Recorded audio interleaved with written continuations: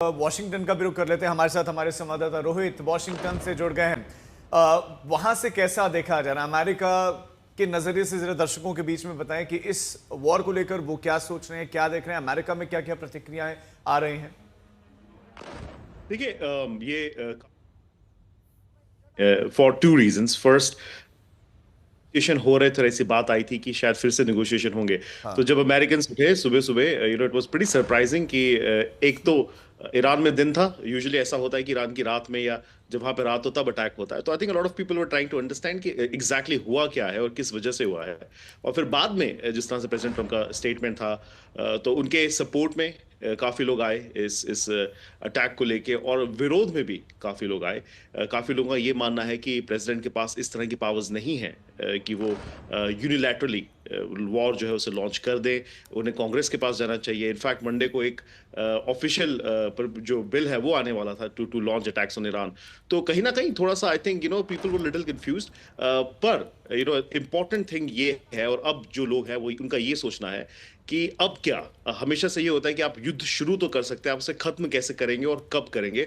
और अमेरिका की जो हिस्ट्री रही है विद दीज वॉर्स, वो अच्छी नहीं रही है।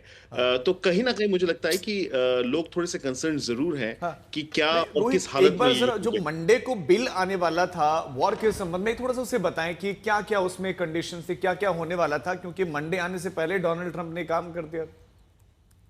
हाँ, देखिए यूजुअली जब भी इस वॉर पावर्स रेजोल्यूशन एक्ट पास पारित किया गया था सालों पहले, कि किसी भी प्रेसिडेंट को अगर वॉर डिक्लेयर करना है तो they have to go to Congress. Congress उसे सील ऑफ अप्रूवल देगी, और इसकी यादगार होगी, आई थिंक प्रणय को होगी, सुमित को होगी, आपको भी होगी इनफैक्ट, कि 2003 में जब इराक में युद्ध हुआ था तो किस तरह से एक केस बनाया गया था कैपिटल हिल पे, उस पर चर्चा की गई थी और बिल्कुल। वोटिंग हुई थी कि क्या इराक के ऊपर उस समय वॉर होना चाहिए कि नहीं। तो उसी तरह की प्रक्रिया मंडे को होने वाली थी। लेकिन अब अगेन प्रेसिडेंट ट्रंप ने ये डिसीजन ले लिया है, प्रीएम्प्टिव स्ट्राइक्स का नाम इसे दिया गया है। तो आई थिंक वो थोड़ा पॉलिटिक्स हमें अगले वीक देखने को जरूर मिलेगा अमेरिका में, कि किस तरह से पॉलिटिशियंस इसे अब आगे लेके जाते हैं। और इंपॉर्टेंट चीजों में पहले कह रहा था कि देखिए, अब जितनी मेरी यहाँ पे जो भी पेंटागन के एक्स मैं कहूंगा, जो फिलहाल जो है उनसे तो बात नहीं हो पाई, उनका ऐसा मानना है कि प्रेसिडेंट ट्रंप ने ये कहा है कि अमेरिकन को सेफ रखने के लिए ये किया गया है। दूसरी चीज, ये जो रिजीम है उसे अमेरिका टेरर रिजीम मानता है। कल सेक्रेटरी रूबियो ने कहा कि ये जो रिजीम है ये टेररिस्ट रिजीम है।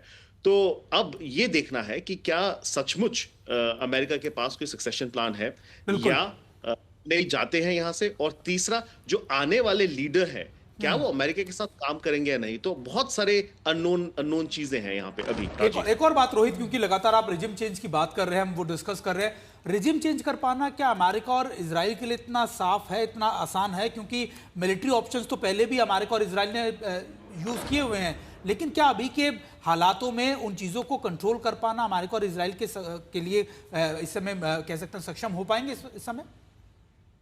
देखिए, अब इसके अलावा ऑप्शन नहीं है अमेरिका के पास। आप हाँ ये जरूर कह सकते हैं कि देखिए, हमने दबाव बनाया एयर स्ट्राइक्स करके, हमें फिर से निगोशिएशन पे ले आए, लेकिन निगोशिएट तो ईरान कर ही रहा था। तो किस हालत में अब मुझे लगता है कि अमेरिका के पास और इजराइल के पास आई थिंक इनका एक ही एजेंडा था। इसलिए हमने देखा कि किस तरह से नेतन्याहू कह रहे थे कि खमनेई जो है वो अब नहीं रहे इन स्ट्राइक्स के द्वारा। तो मुझे लगता है कि वो एजेंडा बहुत क्लियर है दोनों देशों का, कि वहां पर regime चेंज चाहिए, और वही इनफैक्ट डिसाइड करेगा कि युद्ध अब किस डायरेक्शन में जाते हुए दिख रहा है। कईयों का ऐसा मानना है, सेनेटर टॉम कॉटन जो थोड़ी देर पहले उन्होंने अपना बयान जारी किया, उन्होंने कहा कि उनके हिसाब से कई हफ्तों तक ये स्ट्राइक्स जारी रहेगी। अच्छा। तो मुझे लगता है एक इंटरनल असेसमेंट किया होगा अमेरिका ने, ये देखते हुए कि शायद पहले अटैक में नहीं, लेकिन शायद दूसरे तीसरे हफ्ते अटैक में वहां पे रिजीम चेंज हो सके या सक्सेसफुल हो सके। बिल्कुल। एक और बात, क्योंकि अब उस सोमवार को उस कार्रवाई का क्या होगा रोहित, जिसमें पूरे युद्ध को लेकर, संघर्ष को लेकर आपके साथ चर्चा की जानी थी, क्या अब भी वो स्टैंड रह पाएगा? क्योंकि अब तो देखिए आगाज तो कर दिया अमेरिका ने। देखिए, कांग्रेस के पास पावर्स हैं, वो बिल्कुल और वो करेंगे मुझे लगता है। और भारतीय मूल के ही जो कांग्रेसमैन रो खन्ना, वो ही चाहते थे कि इस तरह की वोटिंग हो। तो लगता है कि वो प्रक्रिया तो होगी, जरूर होगी। उसमें डिबेट भी किया जाएगा कि क्या प्रेसिडेंट ट्रम्प के पास वॉर पावर्स थी या नहीं थी और किस तरह की चीजें थी। लेकिन क्योंकि अब वो आई थिंक एक सिर्फ कार्रवाई बन के रह जाएगी, युद्ध तो शुरू हो चुका है, इराक ने भी रिटेलिएट कर दिया है। तो मुझे लगता है कहीं ना कहीं अब वो सिर्फ एक प्रक्रिया बन के रह जाएगी। लेकिन हाँ, ये बात जरूर है कि everybody was a little surprised आज सुबह, जब यहाँ पे हमारी सुबह हुई कि प्रेसिडेंट ट्रंप ने अटैक लॉन्च कर दिया है ईरान के ऊपर। बिल्कुल। और रोहित, एक और बात, क्योंकि अभी आपने कहा कि ऑपरेशंस को लेकर क्या जानकारी मिल पाई है, क्योंकि कोई कह रहा है कि एक हफ्ते का ऑपरेशन है, मल्टीपल स्ट्राइक्स की जाएंगी, आप कह रहे हैं कि कुछ हफ्तों तक चल सकता है। क्या इसको लेकर अमेरिका की तरफ से कोई और भी तैयारियां, क्योंकि हम सेंट्रल कमांड को तो देख रहे हैं कि उन्होंने एयरक्राफ्ट कैरियर की मूवमेंट कर दी है, लगातार कई और डिस्ट्रॉयर शिप्स जो है मूव किए गए हैं, क्या और भी तैयारियां की जा रही है अमेरिका की तरफ से इन चीजों को लेकर? देखिए, आप भी जानते हैं सुमित कि अमेरिका पूरी तैयारी से वहां पे मिडिल ईस्ट में है। और यूएसएस जेरल्ड फोर्ड की बात होती है बार बार कि वो वहां पे है। जिस तरह के फाइटर जेट्स अमेरिका ने वहां पे तैनात किए हैं, तो मुझे लगता है पूरी तैयारी के साथ अमेरिका वहां पे जरूर है। द ओनली थिंग इज, जो मुझे लगता है कि अभी तक हमें जो अगेन जो कोई खुल के नहीं कह रहा है कि इतना इमिनेंट क्यों हुई क्यों हुआ? चीजें, और उसकी वजह अब अगेन वो उसके पत्ते भी ईरान के पास ही है। क्या ईरान के पास ऐसे कोई वेपन्स हैं जो हमने अभी तक देखे नहीं है? और आई थिंक ये कोशिश हो सकती है अमेरिका की उकसाने की ईरान को कि वो इस तरह कोई कदम उठाए जिससे अमेरिका का जो पॉइंट है वो क्लियर हो जाए कि इस वजह से अमेरिका और इसराइल को ये अटैक करना पड़ा। बिल्कुल। एक और बात रोहित, क्योंकि आप और हम डिस्कस कर रहे हैं अभी लगातार इसराइल के ऑपरेशन को, ऐसा क्यों था कि इसराइल की तरफ से ये दावा किया गया कि प्रिवेंटिव स्ट्राइक्स उनकी तरफ से की गई, अमेरिका ने इस बात को बहुत देर तक छुपाए रखा या साझा नहीं किया, और अब जब हम देख रहे हैं कि क्या अमेरिका का और इसराइल का साथ देने के लिए यूके भी सामने आ गया, क्या कुछ और कंट्रियां भी इन जॉइंट ऑपरेशन में शामिल हो सकती हैं? क्या कुछ ऐसे संकेत लगातार यूरोप की कुछ कंट्री से मिल रहे हैं? देखिए सुमित, बहुत ज़्यादा थिन आइस है ये। मुझे लगता है हर देश को अपने लिए सोचना होगा। जहां तक इसराइल का और प्रीएम्प्टिव स्ट्राइक्स का मसला है, देखिए 2 दिन पहले भी एक खबर आई थी कि व्हाइट हाउस ये चाहता था कि पहले इसराइल ईरान के ऊपर हमला करे, क्योंकि पॉलिटिकली जो कन्वीनियंट होगा अमेरिका के लिए कहना कि वहां पे युद्ध चल रहा है और हमें वहां जाना है टू डिफेंड इसराइल जो हमारा इतना पुराना एलाय है। तो आई थिंक उसको लगता है मुझे चलते उसी के similarly I think UK must be thinking on the same lines, on those lines, कि मिडल ईस्ट में पीस बहुत जरूरी है और पीस के लिए वहां पे ईरान में रिजीम चेंज बहुत जरूरी है। तो I think those are the things. लेकिन अभी भी मुझे नहीं लगता कि एवरीबॉडी, हर कोई एकदम से खड़ा हो जाएगा।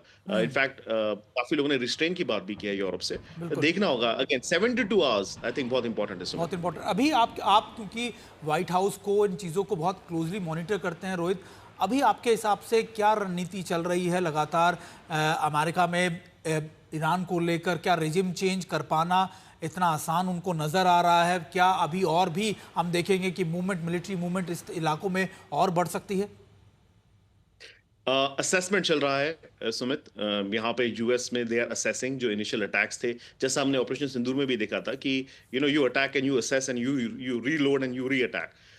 तो आई थिंक अभी असेसमेंट चल रही है कि कहाँ कहाँ पे अगेन जैसा कि नितिन ने कहा कि शायद खमनी नहीं रहे, तो असेसमेंट चल रही है कि क्या सचमुच वहां पे इस तरह की चीजें हुई हैं या इतना ज्यादा नुकसान ईरान को हुआ है। और अगली स्ट्रेटेजी ये होगी कि अगर नहीं हुआ है तो देन यू गो अगेन कि और कौन से ठिकाने पे हो सकते हैं खमने। तो मुझे लगता है वो हमें देखने को मिलेगा जो हम लोग 72 आवर्स की बात कर रहे थे। और वो बात का जवाब किसी के पास नहीं है सुमित कि अमेरिका किसके साथ करेगा। हम रेजा पहलवी का नाम सुनते हैं, लेकिन जहां तक मेरी जानकारी है बहुत बहुत कोशिश की रेजा ने व्हाइट हाउस में जाके मिलने की, लेकिन व्हाइट हाउस ने एंटरटेन नहीं किया। तो इंटरेस्टिंग है कि किसके साथ अमेरिका काम करेगा खमनेई के जाने के बाद। बिल्कुल रोहित, एक और बात, क्योंकि सेंट्रल कमांड की तरफ से इस पूरे ऑपरेशंस को लेकर कई वीडियो साझा किए जा रहे हैं, लगातार जानकारी दी जा रही है। क्या क्या मिलिट्री एसर्ट्स इसमें इस्तेमाल किए गए हैं? कौन कौन से ऐसे हथियारों का इस्तेमाल अमेरिका की तरफ से किया गया? क्योंकि देखिए इजराइल की तरफ से कहा गया 200 से ज्यादा विमान उन्होंने इस्तेमाल किया है, लेकिन अभी और क्या जानकारी मिल रही है सेंट्रल कमांड की तरफ से? देखिए, असेंट कमांड ने एक जो नॉर्मल प्रेस रिलीज है वो दी है, और उस प्रेस रिलीज में उन्होंने ये बताया कि किस तरह से प्रेसिडेंट के जो ऑर्डर्स थे उसके बाद करीब हमारे रात के 1:15 बजे ईरानियन रिजीम के लिए खिलाफ सेंट कमांड ने ये स्ट्राइक्स की जो टास्क फोर्स है सेंट कमांड की, उसने इसे स्टार्ट किया है। And then they did not get into specifics, लेकिन जहां तक हमने जो तस्वीरें देखी और दिखाई अपने दर्शकों को, F-22s है उन्हें उनका इस्तेमाल किया गया। और उसके साथ साथ ब्रैड कूपर के जो स्पोक्स पर्सन उन्होंने कहा कि आगे मतलब they will obviously talk about more in the coming hours. तो उससे ज्यादा जानकारी नहीं है, लेकिन F-22s वर डेफिनेटली यूज्ड, और वो भी हम जो तस्वीर है उससे देख के बता सकते हैं सुमित। तो एज आई सेड असेसमेंट और इन्फॉर्मेशन बहुत की है अमेरिका के लिए, इजराइल के लिए। तो हमें और ज्यादा जानकारी इसमें आगे देखने को मिलेगी। रोहित, रिजीम चेंज आसान नहीं है, ये तो सभी कह रहे हैं कि उसके लिए जनता का सपोर्ट आपको चाहिए होगा। अब मिलिट्री एक्शन शुरू हो चुके हैं, आसान रिजीम चेंज है नहीं, तो फिर ये कहां पर जाकर मिलिट्री एक्शन रुकेगा? वही जो बात मैंने कही थी राजीव कि शुरू तो अमेरिका का ट्रैक रिकॉर्ड अच्छा नहीं रहा है इन चीजों को लेके। लोगों के जहन में अभी भी वो तस्वीरें हैं जिस तरह से अफगानिस्तान से अमेरिका ने विड्रॉ किया था। तो कहाँ रुकेगा? आई थिंक दो संभावनाएं हैं, एक तो अमेरिका और इसराइल सक्सेसफुल हो जाए और रजीम चेंज कर पाए वहां पे, तो that will be the end, technically should be the end of the war. दूसरा, आप इतना नुकसान करें ईरान का कि अगर आप रजीम चेंज कर भी नहीं पाए तो आप उनको इतना पीछे छोड़ दें, जो प्रेसिडेंट ट्रम्प खुद कह चुके हैं कि करीब 50 साल पीछे, की वो फिर से डेवलपमेंट, न्यूक्लियर डेवलपमेंट की बात, न्यूक्लियर वेपन डेवलपमेंट की बात ना कर पाए। तो आई थिंक दोनों चीजें मुझे लगता है एक तरह से एक ऑफ रैंप होगा प्रेसिडेंट ट्रम्प के लिए और नेतन्याहू के लिए कि वो इस कगार पे ईरान को ले आए। रोहित, कमला हैरिस का हमने ट्वीट देखा था, उन्होंने तो डोनाल्ड ट्रंप का एक तरह से विरोध किया है, इस एक्शन का पूरा विरोध किया है। तो ये अब डेमोक्रेटिक्स ऐसा लगता है कि डोनाल्ड ट्रंप को इस मामले पर भी घेरेंगे? बिल्कुल, और वही बात मैं जो कह रहा था कि पॉलिटिकली सुबह सुबह जब ये खबर आई तो हमने देखा कि किस तरह से लोग विरोध में भी बात कर रहे हैं इस अटैक की। और जहां तक कमला हैरिस का सवाल है, देखिए वो अपनी एक उनकी भी एक पॉलिटिक्स है, वो चाहती हैं कि 2028 में वो फिर से इलेक्शन लड़े। तो she also wants to be making sure कि उनकी स्टेटमेंट जो है वो बाहर आए। लेकिन मुझे ऐसा लगता है कि ऐसे डेमोक्रेट्स भी हैं, स्पेशली सेनेट में जो पावरफुल डेमोक्रेट्स हैं, जिनको सेक्रेटरी रूबियो ने ब्रीफ किया था कि किस वजह से इतना जरूरी हो रहा है ईरान के साथ उनको अटैक करना, यहाँ पे रिजीम चेंज। तो आई थिंक उनके पास शायद पूरी जानकारी नहीं होगी, लेकिन ये पॉलिटिक्स है जो हमें हमेशा देखने को मिलता है अमेरिका में, कि किस तरह से भारत में भी कि सरकार की पॉलिसीज का विरोध किया जाता है। आई थिंक वो वही कर रही है। और जहां तक कमला हैरिस का खुद का रिकॉर्ड रहा है, उनका specially when it comes to middle east, उनकी नॉलेज इतनी अच्छी थी नहीं चीजों को लेके। तो आई एम वेरी सरप्राइज्ड कि बिफोर नोइंग फैक्ट्स उन्होंने ट्वीट किया है। But again I think she is doing politics, और वो तो वॉशिंगटन डीसी का जो सबसे मूल रूप है वो पॉलिटिक्स ही है। एक और बात बताइए रोहित, क्योंकि लगातार सुप्रीम लीडर को लेकर कई दावे किए जा रहे हैं। हमने देखा कि इजराइल के प्रधानमंत्री ने दावा किया कि देखिए there is no sign that he is alive. उन्होंने कहा, इसके अलावा अमेरिका की तरफ से भी खबरें सामने आ रही है। क्या इसको लेकर कुछ क्लैरिटी मिल पा रही है व्हाइट हाउस की तरफ से या फिर सेंट्रल कमांड की तरफ से कि आखिरकार ये खबरें सही भी हैं या फिर लगातार इनको लेकर कई रूमर भी उठ रहे हैं? देखिए, कोई कंफर्म नहीं कर पा रहा है, स्पेशली यहाँ पे तो इस तरह की कोई बात नहीं है। अमेरिका ने अभी तक कुछ नहीं कहा है खमनेई को लेके कि वो जिंदा है या वो जिंदा नहीं रहे। इनफैक्ट जो यहाँ पे हो रहा है वो ये हो रहा है कि टेक्निकली हमें कहा गया था पहले कि व्हाइट हाउस की तरफ से एक ब्रीफिंग होगी मार-a-लागो में, लेकिन वो भी नहीं हो रही है।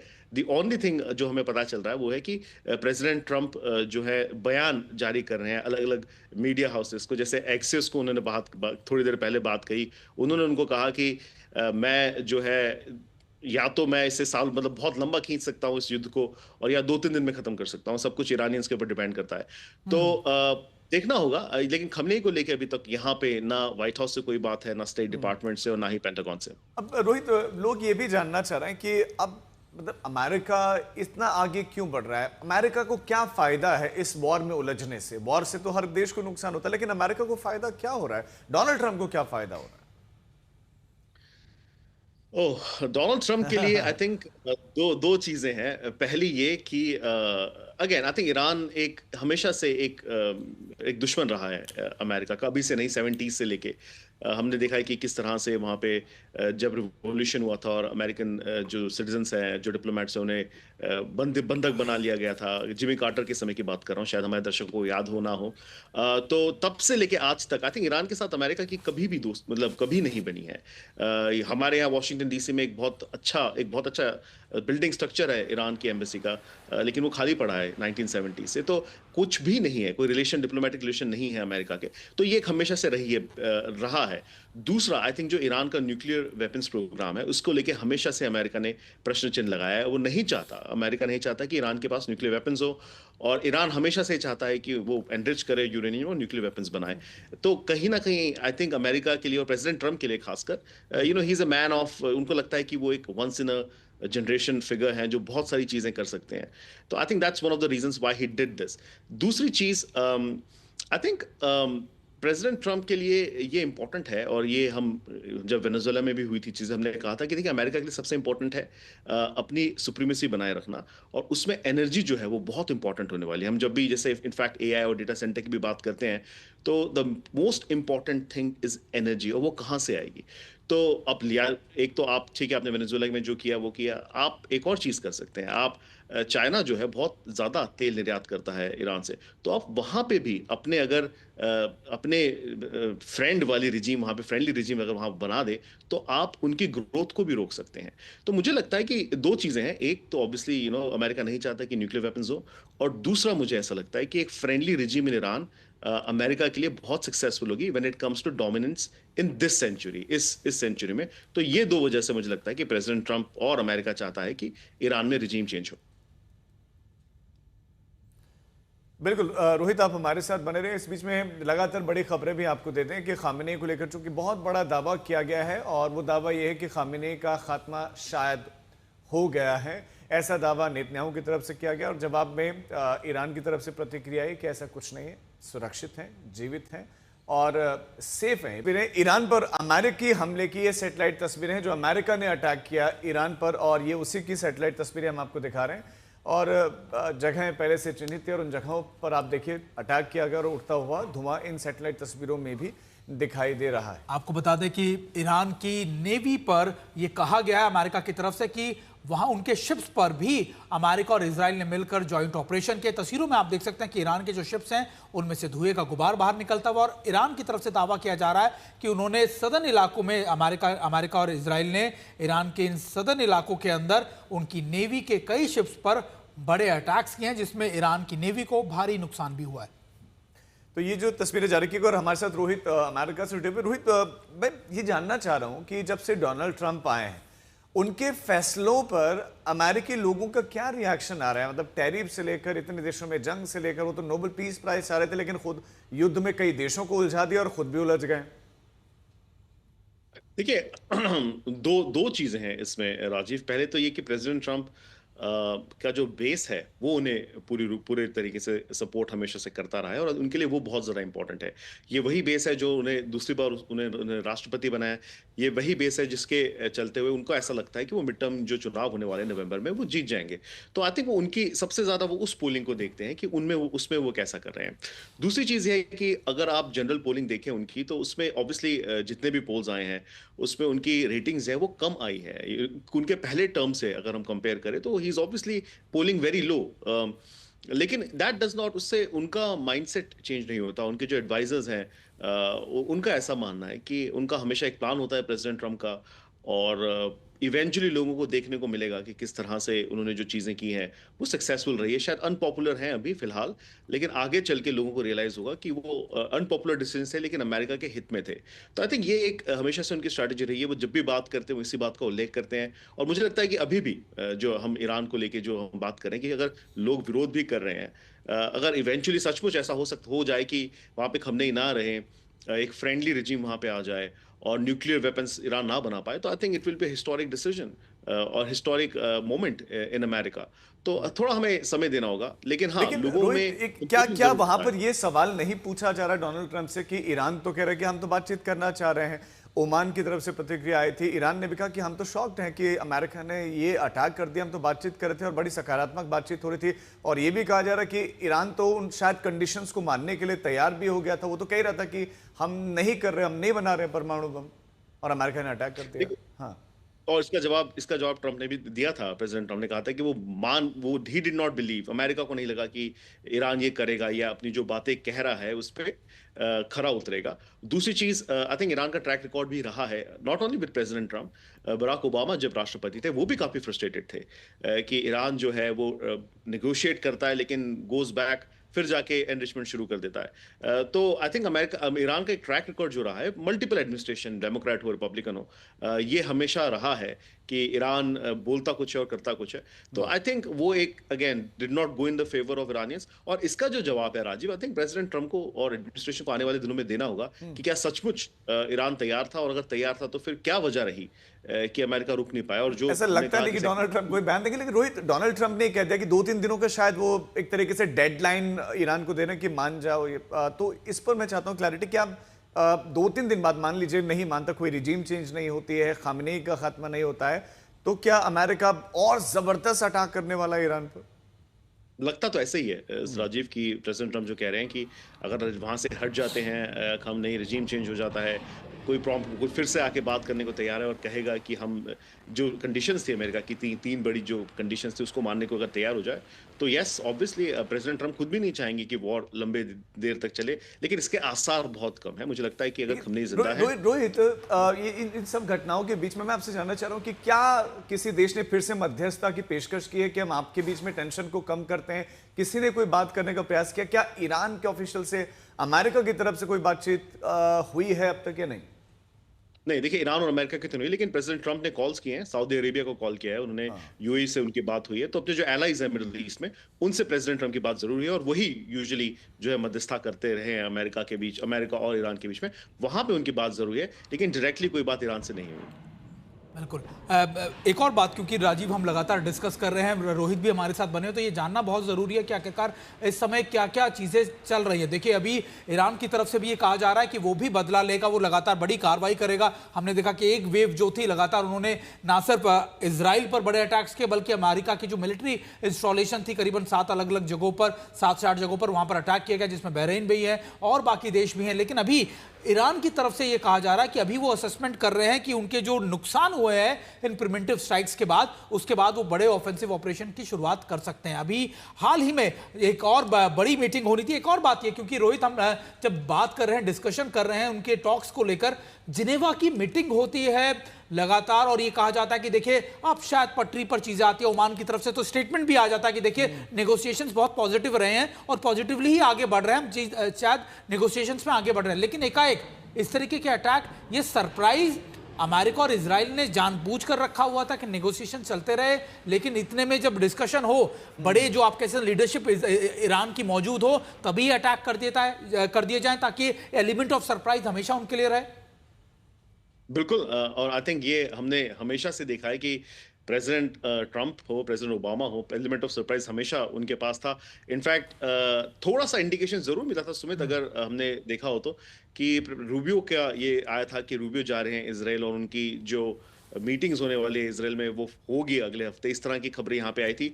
लेकिन उसमें एक थोड़ी सी एक गलती ये हो गई थी कि जो प्रेस पूल ट्रैवल करता है सेक्रेटरी रूबियो के साथ, उन्हें कहा गया था कि आप लोग नहीं जाएंगे, सिर्फ रूबियो जा रहे हैं। तो थोड़ा सा लगा था शायद कि ये ऐसे होता नहीं है यूजुअली कि सेक्रेटरी रूबियो जा रहे हैं तो उनके साथ प्रेस पूल क्यों नहीं जा रहा। That was the only indication जब ऐसा लगा कि शायद कुछ हो सकता है बड़ा अगले हफ्ते। लेकिन ये किसी को नहीं पता था कि अमेरिका जो again Jared Kushner, America president Trump के दामाद जो हैं, वो इसमें इन्वॉल्व है, पर्सनली नेगोशिएट कर रहे हैं ईरान के साथ। वो अमेरिका वापस आते हैं, ये बात होती है कि अगले हफ्ते फिर से बात की जाएगी और एकदम से अचानक से जो है प्रेसिडेंट ट्रम्प और इजराइल के प्राइम मिनिस्टर नेतन्याहू ने इतना बड़ा ऑपरेशन किया। तो आई थिंक एब्सोल्युटली वो रखना चाहते हैं एलिमेंट ऑफ सरप्राइज और प्लानिंग के तहत इसे किया गया।